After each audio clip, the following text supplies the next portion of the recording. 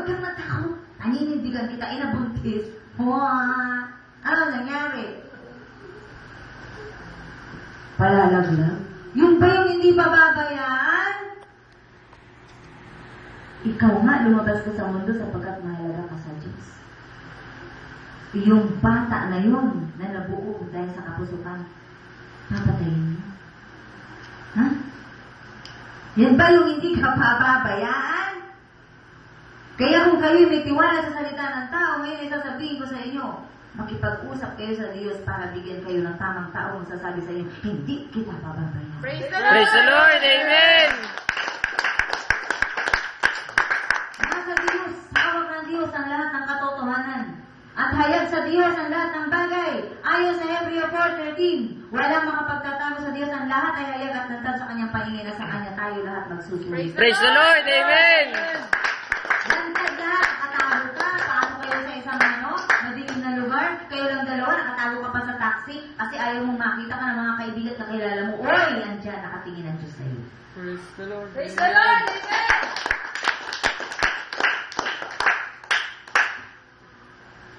Pasiguro na kayo sa Diyos, Panginoon, ang daming tukso sa Manila. Aba, Panginoon, hawakan mo ako. Palibutan mo ako ng maraming anghel. At di ba kanina, umpisa pa lang sinabi niya na napakaraming anghel dito? Praise the Lord! Amen! Ang anghel ay uutusan sapagkat yan ang kanilang trabaho. Pangalagaan ang mga anak ng Diyos. Praise the Lord! Amen!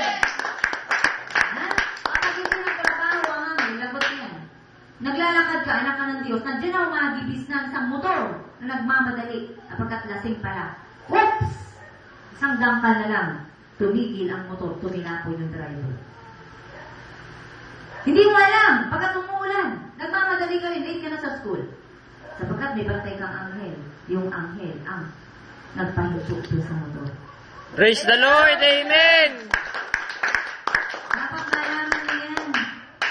Sa buhay na ito, hindi mo alam kung ano ang mangyayari sa'yo. Ha? Hindi. Pero kung alam mo na ang Diyos na kasama-sama mo at nakatunghay sa'yo, secured na secured ka. Praise the Lord! Amen! May tao nagbabalak sa'yo, alam ang dinadaanan mo, itong araw na ito ay dadaan. Si Jocelyn, na matagal ng crush noong adik. Sapagkat si Jocelyn nagsisikap makasunod sa Diyos, ay nilakap man niya ang buhay niya si dating suwailana, subalit nakilala niya ang Diyos. Tinanggap niya ang Diyos. Yun ang kasama niya ang Diyos araw-araw. May mga anghel na nagbabantay kay Jocelyn. At nandiyan na ang adik. Nakita na si Jocelyn. Ano ang ginawa ng Diyos? At ang ginawa ng anghel? Ha? Binago ang isip ni Jocelyn. Ay, teka, may bibilin pa pala ako. Sa halip na tumuloy-tuloy na lakad ni Jocelyn, nagbago ang isip niya, kaya hindi siya nakadaan doon sa pinagbabantayan ng adik. Praise the Lord! Amen!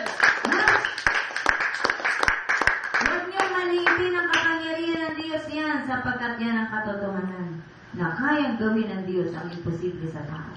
Praise the Lord! Amen! Magkano ka? Gutom ka na. Ha? Gusto mo nang uwi, pero nagbago ang isip mo. May biglang pupunta ka sapagkat iniwas ka sa kapahamukan ng Diyos. Praise the Lord! Amen! Kaya bago kayo umalis, Panginoon, samahan mo ako. Alam mo na, ikaw ay may ginawang kasalanan. Panginoon, sorry na. Patawad po, nagkamali ako. Naging marupok ko, patawad, Panginoon. At hingin niyo sa Diyos na kayo ay maging matatag. Hingin niyo sa Diyos na kayo ay maging malakas. Praise the Lord! Amen! Praise the Lord! Amen! Amen! Sapagkat wala kayong magagawa kung kayo hiwalay sa Diyos. Hindi, lakad ka lang ng lakad. Nagmamadali yung boyfriend mo, sige. Takbo, tadamax ka pa, ha? Makinig kayo, may pag-asa pa. Praise the Lord! Amen! At ito mga lalaki na pag-girlfriend. Para makasiguro daw, sige. Kasi pag hiwalay tayo, kailangan makasiguro ako. Magsisiguro siya sa'yo, ikaw sigurado mo pa sa kanya. Ha? Ano lang ka nagsisiguro? Nagsisiguro. Magsiguro ka din. Ha? Ay, kung talagang mahal mo ako, sige, hinihintay kita pagbalik mo. Ay, pareho kayo hindi nakatiis. Pag nung magkita kayo, kanya-kanya na kayo may kapalit sa buhay. Ganun ang buhay. Di ba? Hindi mo hawak, Diyos lamang ang may hawak. Praise the Lord! Amen!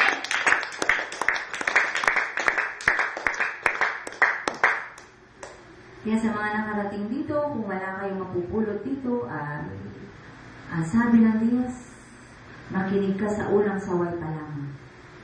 Praise the Lord! Amen! Ngayon, nakinig ng Diyos, walang matigas ang ulo mo.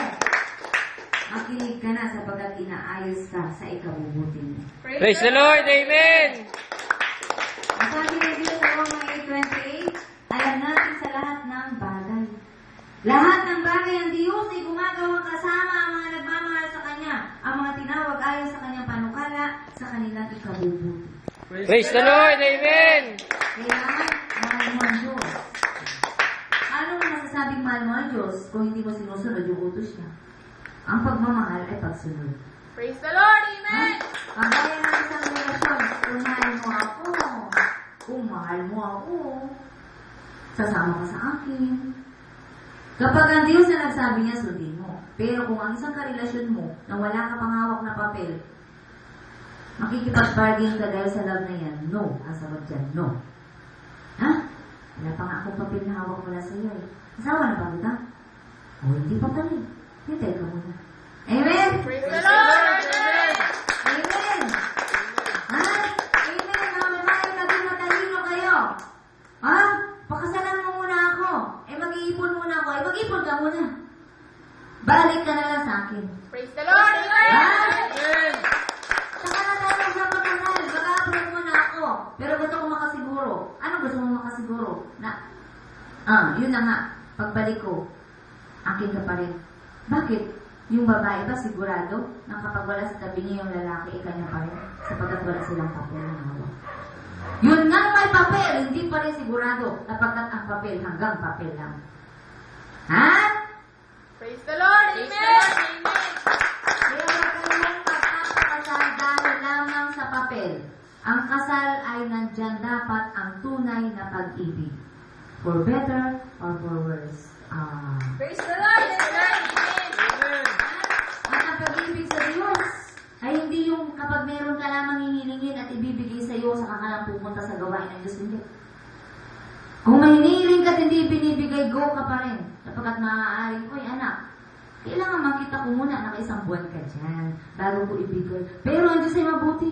Kung deserve mo, ngayon pa rin tatanggapin mo yung kahilingan mo. Praise Praise the Lord. Amen. Kapag makita ang panginoon mo, at tanggap mo, ang Diyos ay mabuti.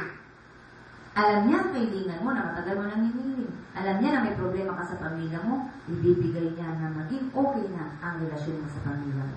Praise the Lord. Amen. Alam pwede maging sa Diyos. Wala kaya sino. Kaya kung matalino kayo, gawin niyo kakampi ang Diyos.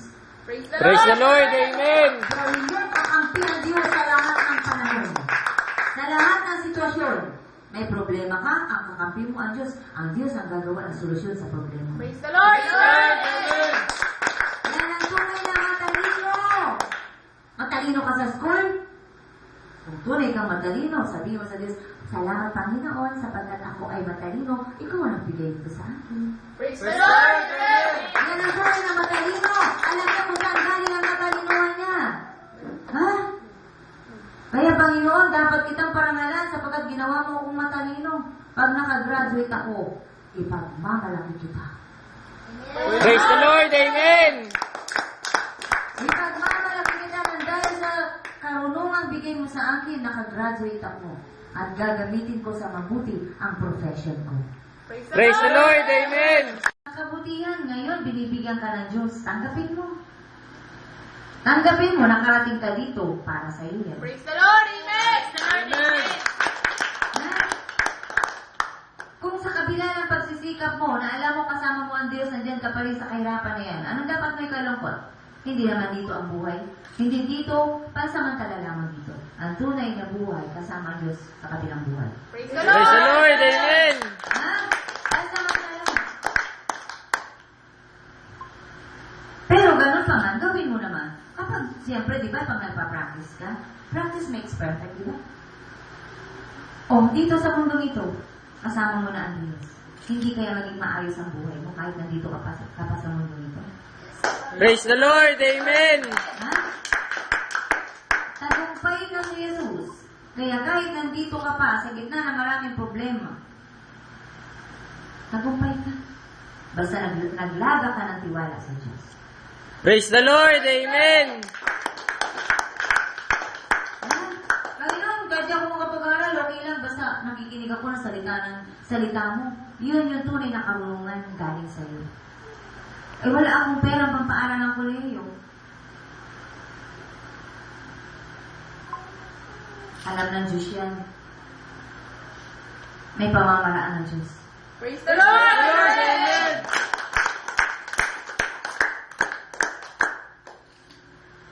Kaya gano'n na lamang ang pagpupursige ni Grace na mga pagdala dito ng mga klase niya, kakilala niya. Ba't gusto ni share ni Grace yung tinanggap niya mula sa Diyos? Hindi madamot si Grace, marami siyang tinanggap na regalo mula sa Diyos. Praise the Lord! Amen! Ha? Matalino na siya. Pero, may pinangako ang Diyos sa kanya, patatalinuhin pa siya para parangalan niya ang Diyos. Praise Praise the Lord. Amen. Kapag ginamit mo sa mabuti ang ibinigay sa iyo ng Diyos, ibig sabihin mabuting katiwala ka.